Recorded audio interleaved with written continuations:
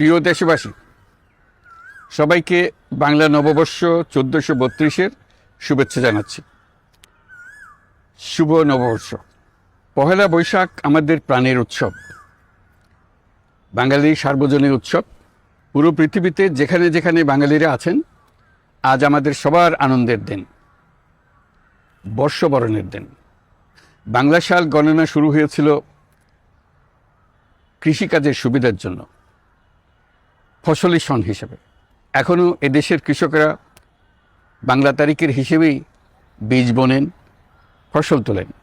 বাংলা নববর্ষের এক অবিচ্ছেদ্য অংশ হালখাতা। এখনকার আধুনিক সময়েও এখনও এই হালখাতার ঐতিহ্যকে ধরে রেখেছেন বাংলাদেশের হাটে বাজারে, শহরে বন্দরে।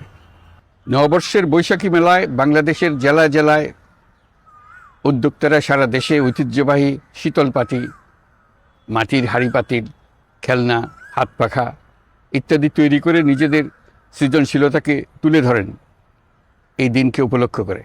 বাংলাদেশের সংস্কৃতি ও ঐতিহ্য রক্ষায় এবং একে এগিয়ে নিয়ে যেতে আমাদের সবাইকে সক্রিয় ভূমিকা রাখার জন্য অনুরোধ জানাচ্ছি। আমাদের এইসব ঐতিহ্য যেন আমাদের নিজেদের মধ্যে সীমাবদ্ধ না থাকে। আমাদের সংস্কৃতি যেন আমরা ছড়িয়ে দিতে পারি বিশ্বের দরবারে। বছরের এই দিনটিতেই আমরা সুযোগ পাই আমাদের সুদীর্ঘ ঐতিহ্যকে নতুনভাবে নতুন প্রজন্মের কাছে উৎসবমুখর পরিবেশে তুলে ধরতে এবং পৃথিবীর সামনেই তুলে ধরতে। পাহাড় ও সমতলের বিভিন্ন জাতিগোষ্ঠীও চৈত্র সংক্রান্তি ও নববর্ষে এবার বড় পরিসরে উৎসব উদযাপন করছে। পহেলা বৈশাখ সম্প্রীতির দিন, মহামিলনের দিন, আজ সবাইকে আপন করে নেওয়ার দিন। এবারের নববর্ষ নতুন বাংলাদেশের প্রথম নববর্ষ।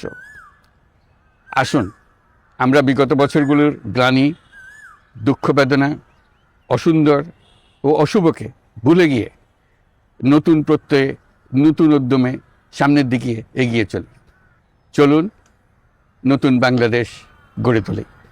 24-এর গণ অভ্যুত্থান আমাদের সামনে বৈষম্যহীন বাংলাদেশ গড়ে তোলার সুযোগ এনে দিয়েছে। এই সুযোগ যেন আমরা না হারাই। বৈষম্যহীন বাংলাদেশ গড়াই হোক এবছর নববর্ষের আমাদের অঙ্গীকার।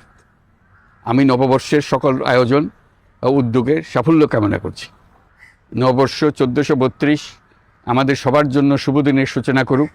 নববর্ষ আমাদের সকলের জন্য নতুন ও গভীর আনন্দের উন্মোচন করুক, এই কামনা করছি। সবাইকে আবারও আমার নববর্ষের শুভেচ্ছা ও সালাম জানাচ্ছি। আসসালামু আলাইকুম। মহান আল্লাহ আমাদের সহায় হন। আল্লাহ হাফিজ।